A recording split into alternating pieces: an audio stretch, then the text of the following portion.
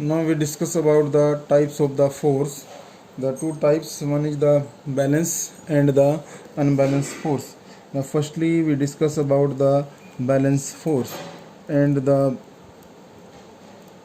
balance force is the force, for example, we explain from the example, we consider this object and the force act on this object is F2 and here is force act F1, for example, F1, and if F1 is equal to F2, then what will be happen? If we apply force here and here, in both sides we apply force and force are equal, then you can say what is the situation of this object.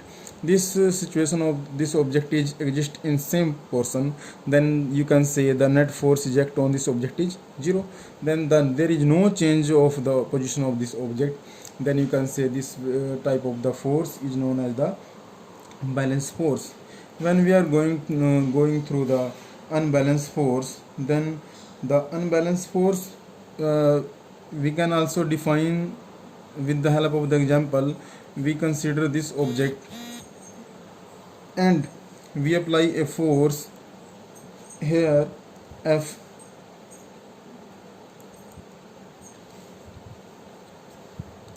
You consider this one is the wall. We apply a force on this object is F1 and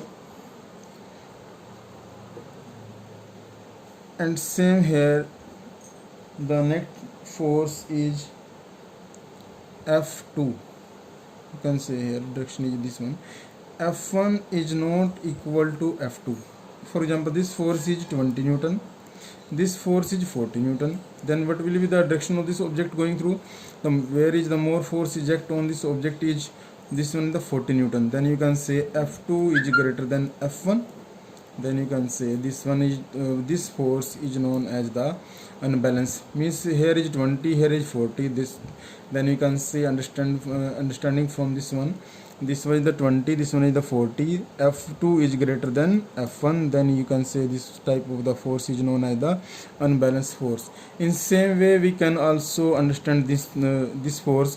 For example, here is force actually 10 Newton, here is also 10 Newton, then F1 10 Newton equal to F2 10 Newton, then net force is equal to 0. This is the definition of the balanced and unbalanced force. Now we are going through the next topic, and the next topic is that the momentum.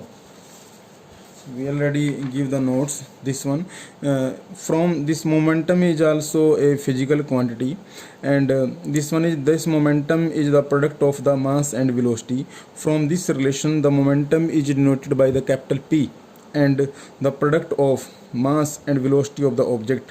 What will be the mass of the object? What will be the velocity of the object? If we take the product of both one, this will be equal to the momentum of the object. For example, if we are running and the mass of the body is same, if we move very fastly, then the momentum of the body is change very fast because velocity is more.